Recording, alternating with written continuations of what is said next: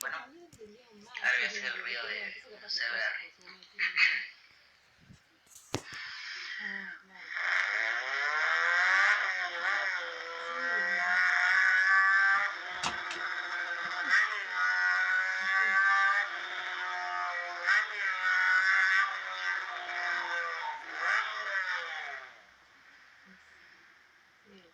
Bueno, ahora voy a hacer el sonido de un 128, cruzando un poquito el árbol de leva.